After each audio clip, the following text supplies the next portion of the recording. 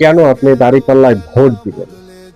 সম্মানিত ভাই ও বোনেরা, আজ আমি কোনো আবেগের বশে ইতিহাস, তথ্য, অভিজ্ঞতা আর বিবেকের আলোকে একটি সিদ্ধান্তের কথা বলতে চাই।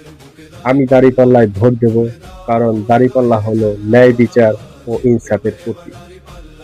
দাঁড়িপাল্লা আমাদেরকে শিখায় ভারসাম্য, শাসক ও জনগণের মাঝে ভারসাম্য, ধনী ও গরিবের মাঝে ভারসাম্য, ক্ষমতা ও দায়িত্বের মাঝে ভারসাম্য। ভাই ও বোনেরা, আমরা সবাই জানি এদেশের রাজনীতিতে দুর্নীতি আজ একটি সাধারণ বিষয় হয়ে গেছে। ক্ষমতায় গেলে অনেকেই বদলে যায়, কথা আর কাজে এক থাকে না। কিন্তু ইতিহাস সাক্ষী, এদেশের রাজনীতিতে এমনও মানুষ ছিলেন যারা মন্ত্রী হয়েছেন, ক্ষমতায় চূড়ায় থেকেছেন, তবুও তাদের বিরুদ্ধে আজ পর্যন্ত এক টাকার দুর্নীতি অভিযোগ প্রমাণিত হয়নি। এই দলের দুইজন নেতা মন্ত্রী হিসেবে দায়িত্ব পালন করেছেন, কিন্তু তারা ক্ষমতাকে ব্যবহার করেননি নিজের পকেট ভরার জন্য, বরং ব্যবহার করেছে জনগণের কল্যাণের জন্য। যেখানে অন্যদের নাম আসে লুটপাট, ঘুষ আর বিদেশ টাকা পাচারের খবরের শিরোনামে, সেখানে এই নেতাদের নাম আসে সততা, ন্যায়পরায়ণতা আর আদর্শের আলোচনায়।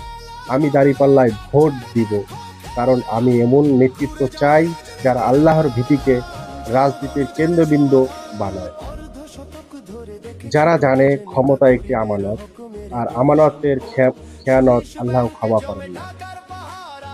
এই দল ক্ষমতাকে ইবাদত মনে করে, রাজনীতিকে ব্যবসায় নয় দায়িত্ব মনে করে।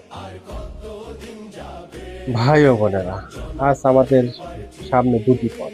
একটি হলো পুরনো ব্যর্থতার পথ, আর একটি হলো সততা, ন্যায়ের নতুন আশা।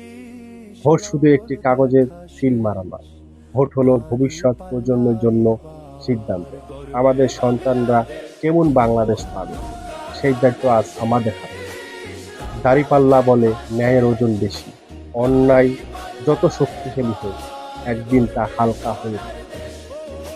তাই আমি দাঁড়িপাল্লায় ভোট দেব, কারণ আমি চাই দুর্নীতিমুক্ত রাষ্ট্র, ন্যায় ভিত্তিক সমাজ আর আল্লাহর সন্তুষ্টি পথে পরিচালিত বাংলাদেশ। আপনিও চিন্তা করুন, দল নয় নীতি দেখুন, মুখ নয় ইতিহাস দেখুন, বিবেকে ভোট দিন, দাঁড়িপাল্লায় ভোট দিন। ন্যায় ও ইনসাফের প্রতীক দাঁড়িপাল্লা।